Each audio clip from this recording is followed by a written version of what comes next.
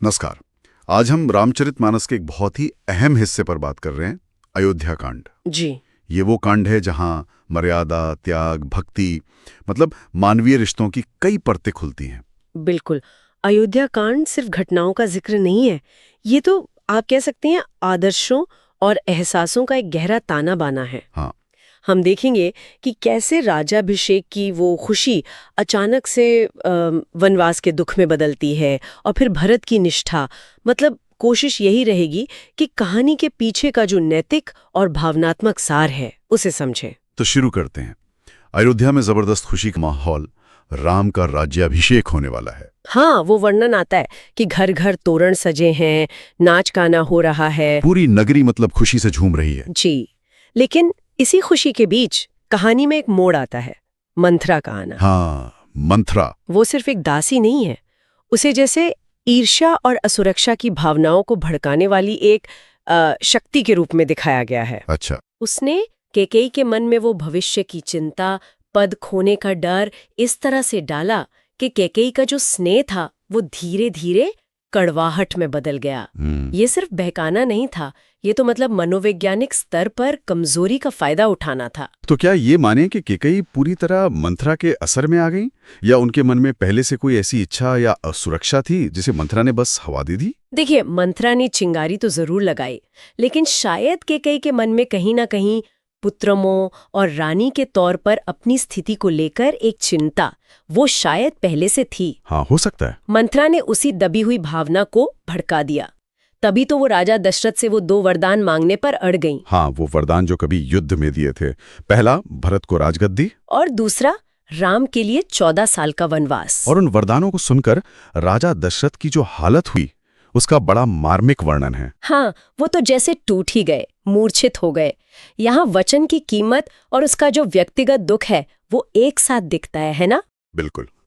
ये इस कांड का एक केंद्रीय बिंदु है।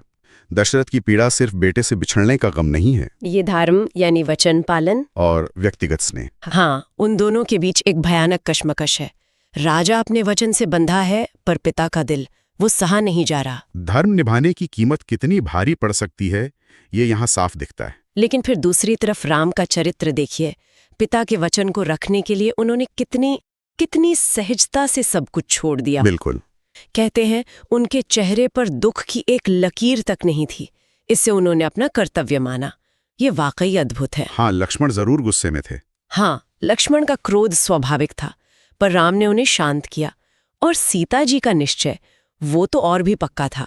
जहां राम वहीं अयोध्या। यही तो राम के मर्यादा पुरुषोत्तम होने का आदर्श स्थापित होता है।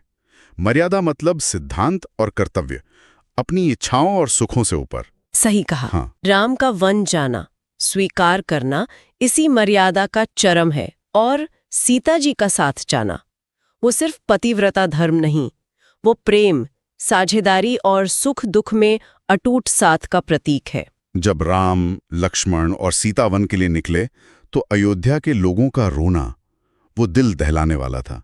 लोग रथ के पीछे भाग रहे थे। हाँ, वो दृश्य बहुत मार्मिक है। फिर गंगा किनारे उनकी मुलाकात हुई निषाद राज गुह से। जी, गोह। और वो प्रसंग भी बड़ा सुंदर है। कैसे गुह ने बिना किसी हिचक के प्रेम और भक्ति में डूबकर राम के पैर धोए, उन्हें गले लगाया। हाँ, और निषाद राज का ये प्रसंग सिर्फ भक्ति का उदाहरण नहीं है, ये उस समय की जो सामाजिक सीमाएं थीं उन पर भी एक तरह की टिप्पणी है। अच्छा, कैसे? राम का निषाद को गले लगाना और गुह की वो निश्चल सेवा, ये दिखाती है कि सच्ची भक्ति और प्रेम जो है वो जन्म या जाति से कहीं ऊपर है। यहाँ इंसानियत सामाजिक बंधनों को तोड़ती हुई नजर आती है। बिल्कुल। उधर जब भरत ननिहाल से लौटे और उन्हें सब पता चला तो उनका अपनी माँ कैकेयी पर गुस्सा और फिर उनका त्याग। हाँ, भरत का चरित्र तो अद्वितीय है। उन्होंने साफ मना कर दिया कि ये राज सिंहासन उन्हें नहीं चाहिए, और वो तुरंत सेना और प्रजा के साथ राम को मनाने चित्रकूट चल पड़े। जिस राज्य के लिए उनकी माँ ने इतना सब किया, भरत उसे राम के बिना लेने को तैयार ही नहीं। ये दिखाता है कि अधिकार से ज्यादा जरूरी कर्तव्य और रिश्तों की पवित्रता है। ये कैकेयी के मोह से एकदम उलट है। चित्रकूट में राम और भरत का मिलना वो भी बहुत भावुक क्षण था। भरत ने बहुत कोशिश की पर राम पिता के वचन से पीछे हटने को तैयार नहीं हुए। वचन तो वचन था। आखिर में भरत क्या करते? वो राम की खड़ाऊं लेकर अयोध्या लौट आए। और वो खड़ाऊं लेकर उन्होंने जो किया वो शासन के इतिहास में शायद अनोखा है। उन्होंने खड़ाऊं को सिंहासन पर रखा हाँ, और खुद नंदीग्राम में एक तपस्वी की तरह कुटिया में रहकर उन खड़ाओं की तरफ से राजकाज चलाया। ये सिर्फ प्रतीक नहीं था। नहीं, बिल्कुल नहीं। ये राम के प्रति पूरा समर्पण था।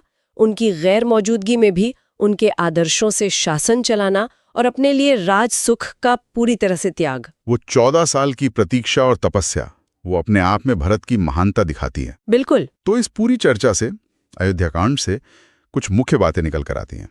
वचन और धर्म का पालन, रिश्तों में प्रेम और निष्ठा, भाइयों के बीच का आदर्श प्रेम, त्याग की महिमा, सच्ची भक्ति जो किसी बंधन को नहीं मानती। और ये भी कि कैसे मोह और ईर्ष्या विनाश का कारण बन सकते हैं। सही कहा। और अंत में श्रोताओं के सोचने के लिए एक बात छोड़ते हैं। भरत नंदीग्राम में तपस्वी की तरह रहकर राज चला रहे हैं, जबकि असली राजा राम वन में है। हाँ, ये एक दिलचस्प स्थिति है। शासन की जिम्मेदारी और व्यक्तिगत त्याग के बीच संतुलन बनाने का ये तरीका, ये नेतृत्व के बारे में क्या कहता है? क्या कर्तव्य निभाने के लिए सत्ता का सीधे इस्तेमाल करना जरूरी है? इस पर विचार किया जा सकता है।